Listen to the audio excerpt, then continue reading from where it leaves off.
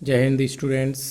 10th class history की इस class में हमारा जो नेक्स्ट टॉपिक है यह है the strange case of Britain. Britain की का स्ट्रेंज केस, अजीब केस, अजीब मामला, ब्रिटेन का अजीब मामला, अजीब केस या अजीब कहानी। The model of the nation or the nation state some scholars have argued is Great Britain. The model of the nation, कुछ विद्वानों ने तर्क दिया है कि राष्ट्र या राष्ट्रीय राज्य का मॉडल या आदर्श ग्रेट ब्रिटेन है। कुछ लोगों ने ये तर्क दिया है, कुछ फिलोसफर्स ने या स्कॉलर्स ने ये तर्क दिया है कि नेशन बिल्डिंग का जो आदर्श माना गया है वो ब्रिटेन को माना गया है। In British in the formation of the nation states, in the British in the formation of nation states was not the result of a sudden was not the result of a sudden upheaval means विद्रोह और revolution. Britain में राष्ट्र राज्य का निर्माण अचानक हुई कोई उथल पुथल या क्रांति का परिणाम नहीं था। कोई सडन अपहेवल या रिवॉल्यूशन का परिणाम, अपहेवल उथल पुथल, विद्रोह या क्रांति के कारण नहीं था। It was the result of a long drawn out process, यह एक लंबे चलने वाली प्रक्रिया का रिजल्ट था, यह एक लंबी चलने वाली प्रक्रिया का रिजल्ट था। The primary identities of the people who inhabited the British isles were ethnics one such as English, Welsh, Scot or Irish. Britain द्वीप समूह में रहने वाले, ब्रिटेन कॉन्टिनेंट में रहने वाले, आइसलैंड में रहने वाले लोग इंग्लिश थे, अंग्रेज थे और इंग्लिश थे, वेलिश थे, स्कॉटिश थे, स्कॉटिश या आयरिश थे, स्कॉटिश या आयरिश, स्कॉट थे या आयरिश थे। ठीक है, इनकी मुख्य पहचान एथनिक्स थी। All of these ethnic groups had their own culture and political traditions. इन सभी ग्रुप्स की अपनी खुद की परंपराएं, ट्रेडिशंस हुआ करती थी। But as the English nation steadily grew in wealth, importance and power, it was able to extend its influence over the other nation of the islands. जैसे ही इंग्लिश नेशंस की, अंग्रेज राष्ट्रों की पावर बढ़ी तो उसने दूसरे इलाकों के ऊपर अपना डोमिनेंट, अपना प्रभाव जमाना शुरू कर दिया। The English parliament which had seized power from the monarch in 1688, English parliament जिसने 1688 में राजा की पावर को सीज कर दिया। At the end of the protracted conflicts was the instrument through which a nation state with England as its center came to be formed. Means to say, English region को centre मानकर, England as it centre, England को centre मानकर दूसरे क्षेत्रों को इसमें मिलाकर राष्ट्र राज्य का निर्माण हुआ, जिसमें इंग्लैंड को इसका सेंटर माना गया, इंग्लैंड इसका सेंटर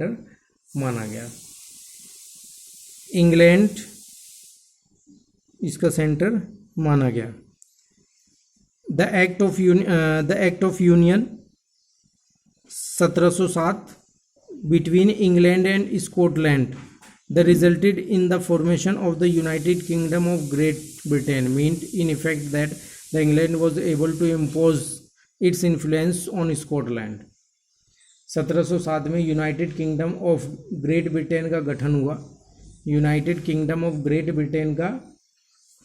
गठन हुआ, इससे इंग्लैंड व्यवहार में स्कॉटलैंड पर अपना प्रभुत्व जमा पाया।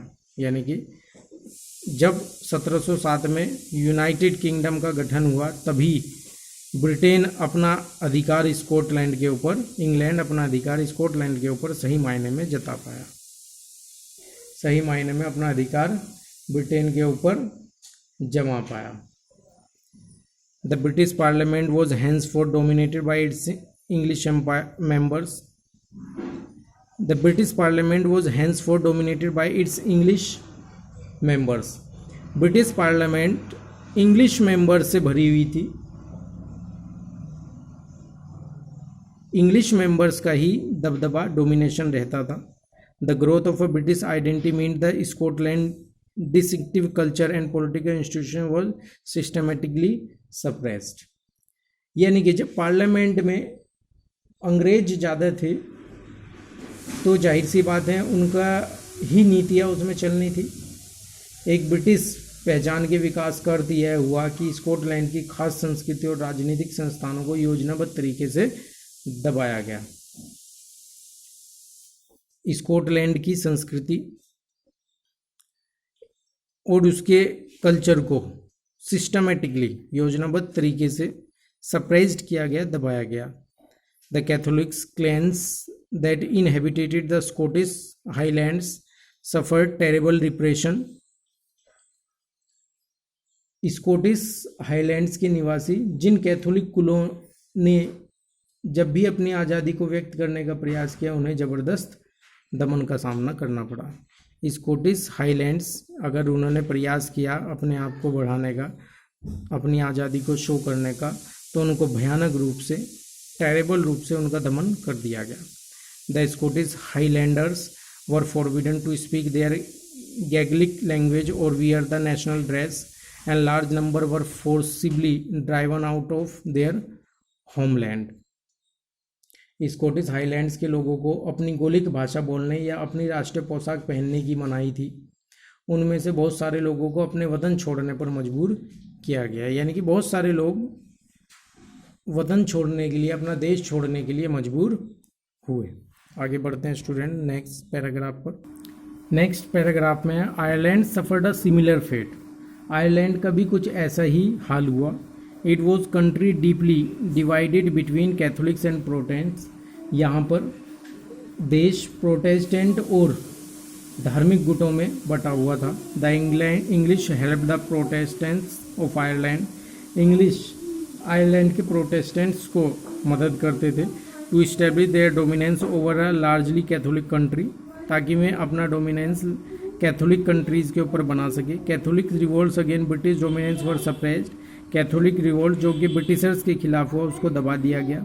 After failed revolt led by Wolfe Tone and his United Irishmen Ireland was forcibly incorporated into the United Kingdom in 1801. Wolfe Tone और उसकी यूनाइटेड आयरिशमैन के नेतृत्व में असफल हुए विद्रोह के बाद 1801 में आयरलैंड को बलपूर्वक यूनाइटेड किंगडम में शामिल कर लिया गया. ठीक है, 1801 में आयरलैंड को ज़बरदस्ती ब्रिटेन में शामिल कर लिया गया. A new British nation was forged. एक नया ब्रिटिश नेशन बना through the propagation of the domination English culture, जिस पर इंग्लिश कल्चर का प्रभाव था. The symbol of the new Britain, the British flag, Union Jack, the national anthem, God Save Our Noble King, the English language were actively promoted and the older nation survived only as subordinate partner in this union. पुराने क्षेत्रों को केवल एक सहयोगी के रूप में रखा गया.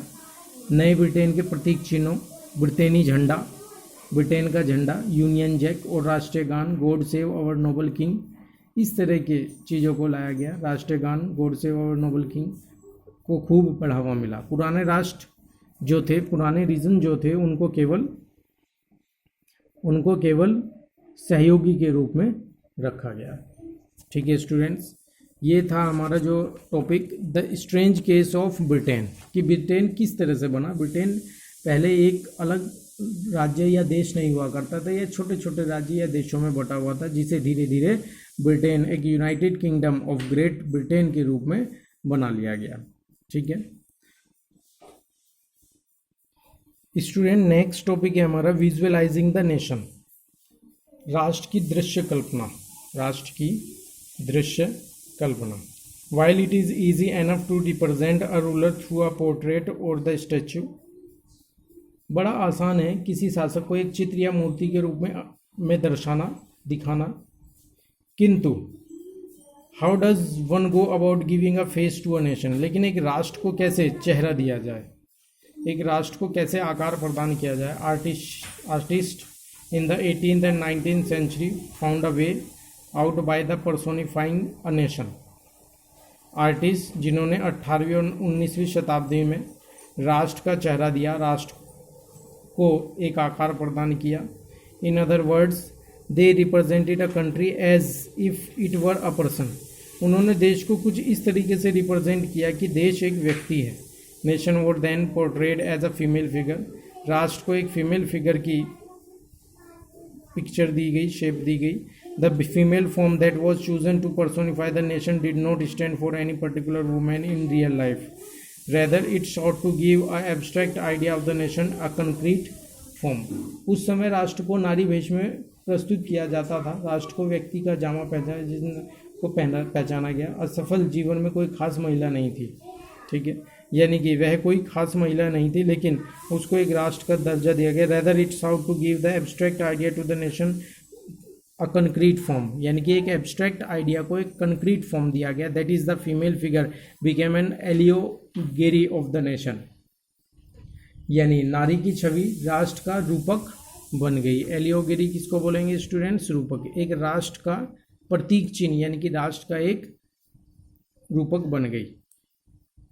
You will recall that during the French Revolution, artists used a female allegory to portray ideas such as liberty, justice and the republic। आपको याद होगा कि फ्रेंच रिवॉल्यूशन के दौरान भी देश को फीमेल फिगर्स के द्वारा अलंकृत किया गया था, ठीक है, यानी कि आज़ादी, जस्टिस और रिपब्लिक जैसे चीज़ों को एक नारी के, एक स्त्री के रूप में दर्शाया गया था, अलंकृत किया गया था।